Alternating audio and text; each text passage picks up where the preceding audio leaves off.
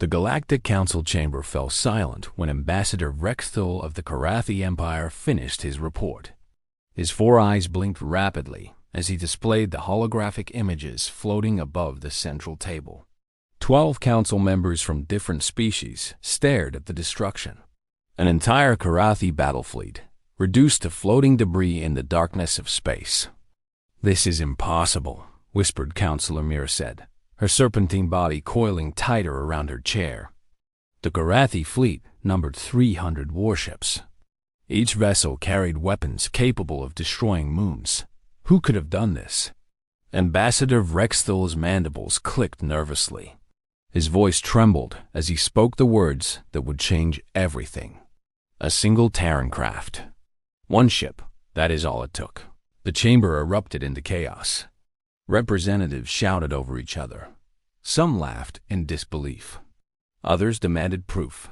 The Karathi Empire had terrorized the galaxy for centuries. Their fleets had conquered dozens of worlds. The idea that one ship could defeat them seemed like a cruel joke. High Chancellor Dorvax raised his ancient hand for silence. The elder being had lived for over 2,000 years. He had seen empires rise and fall.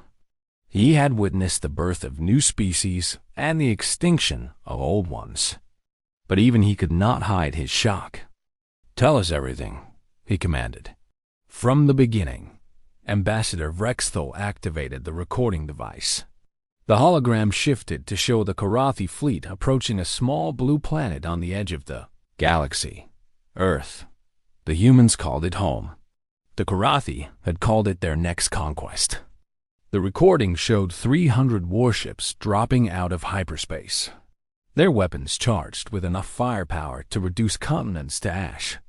Admiral Carthax had commanded the invasion. He had been confident, arrogant, even. The humans were a young species. They had only achieved interstellar travel 2 centuries ago. They were nothing compared to the ancient might of the Karathi. But then something strange happened. Instead of a defensive fleet, instead of orbital platforms or shield generators, the humans sent a single message. It was brief, almost insulting in its simplicity. "This is Captain Elena Rodriguez of the TS Persistence. You have entered Terran space without permission. Leave now or face the consequences." Admiral Carthax had laughed. His officers had laughed with him. 1 ship against 300? The human captain had clearly lost her mind. He ordered his fleet to continue forward. He told his weapons officers to destroy the tiny vessel that dared to challenge them. The TSS Persistence was small by galactic standards. It measured only 400 meters in length. Its hull was dark gray, almost invisible against the backdrop of space. It had no visible weapons, no shields that the Karathi sensors could detect.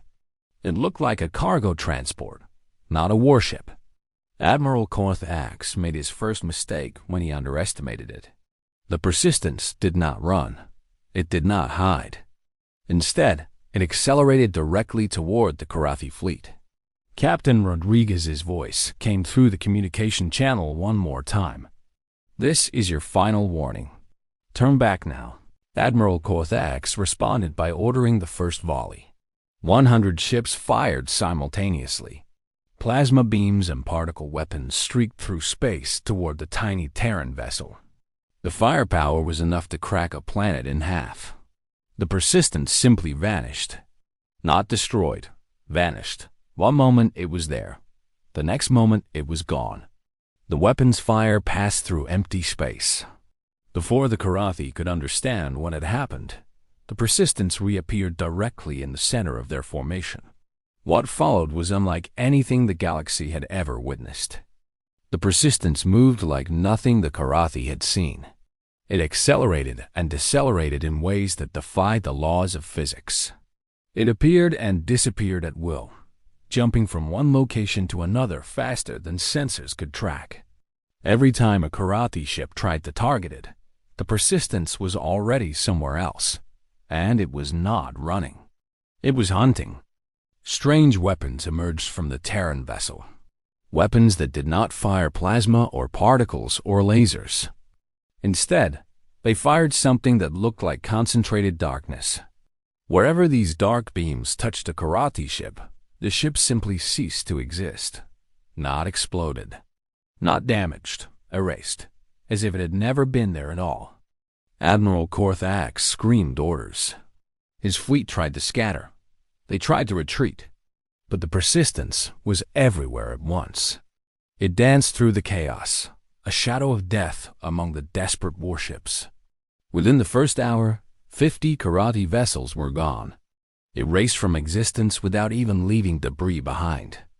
The admiral called for reinforcements. He begged for help from the nearest Karathi outpost.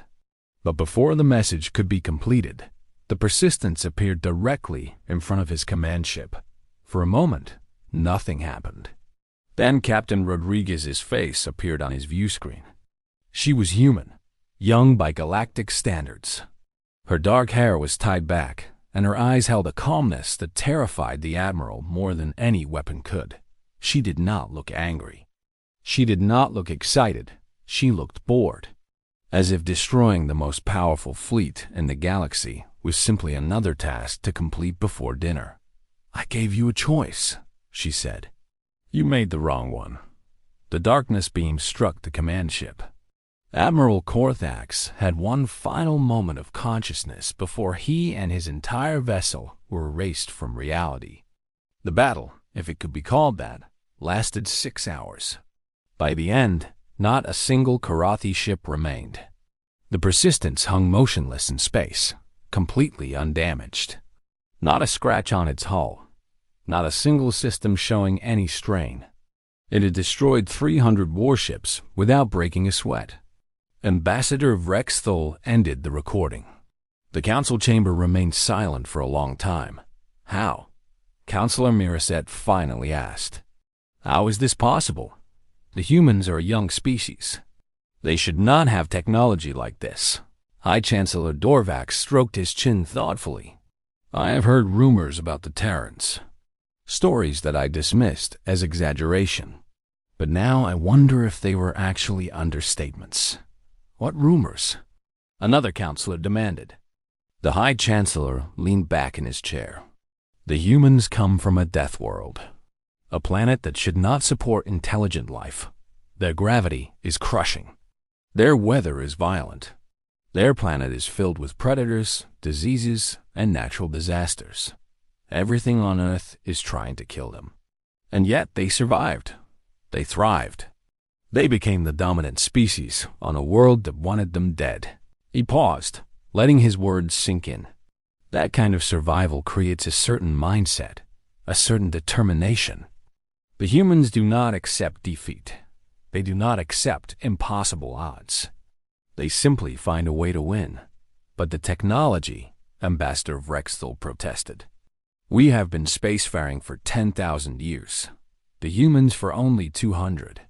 How could they develop weapons that surpass ours? The High Chancellor smiled sadly. Because while we spent our millennia conquering and fighting each other, the humans spent their short time actually advancing. They did not waste resources on meaningless wars. They focused on science, on progress, on becoming better. And they did it at a pace that the rest of the galaxy could not match. He stood from his chair and walked to the viewing window. The stars stretched out before him, countless points of light in the endless darkness. There is another thing you should know about the humans, he continued. They are not cruel by nature. They do not seek conquest or domination. The TSS Persistence did not attack the Karathi fleet immediately. Captain Rodriguez gave them a choice. She warned them. She gave them the opportunity to retreat peacefully. The Karathi refused. The destruction that followed was not aggression. It was consequence. Counselor Miraset uncoiled her body nervously. What do we do now? If the humans decide to expand their territory, to conquer other worlds, who could stop them?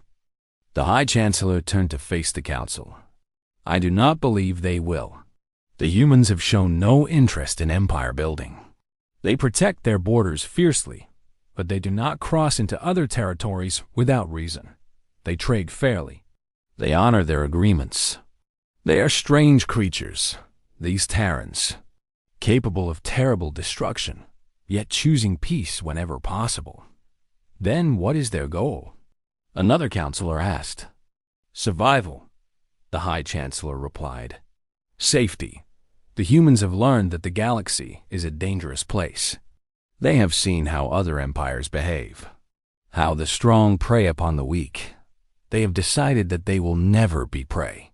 They have built weapons and defenses so powerful that no one would dare attack them, not because they want to conquer, but because they want to live. He returned to his seat. The lesson here is simple. Do not threaten the humans. Do not invade their space. Do not give them reason to turn their weapons upon you. Because if you do, they will not send an armada. They will not send a fleet.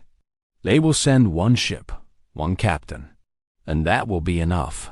The council session ended shortly after.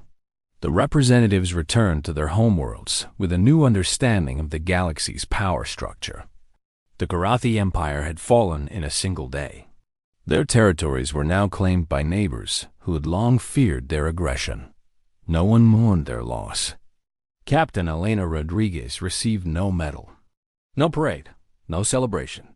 She simply filed her report, had her ship refueled, and returned to patrol duty. When asked about the battle, she shrugged. They were warned. They didn't listen. That's not my problem. The TSS Persistence continued its patrol along the border of Terran space. Just one ship among many. Just one captain among thousands. But across the galaxy, species that had once looked at humanity with contempt now looked at them with respect and fear, because they understood now. The humans were not weak. They were not primitive. They were something far more dangerous. They were survivors, adapters, innovators. They had climbed from the mud of their death world and reached the stars in the blink of a galactic eye. And in that short time, they had become the most powerful species in existence. Not because they were the strongest, not because they were the oldest, but because they refused to be anything less than everything they could be. Because they never stopped pushing forward, never stopped learning, never stopped growing.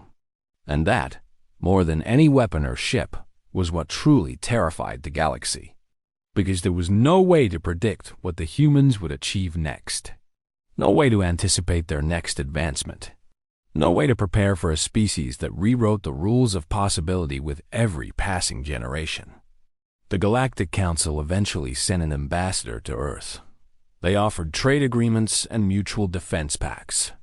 The humans accepted with a smile. They were friendly, welcoming, even. But behind that friendliness was a quiet strength that no one could ignore. The message was clear. Humanity wanted peace, but they were prepared for war.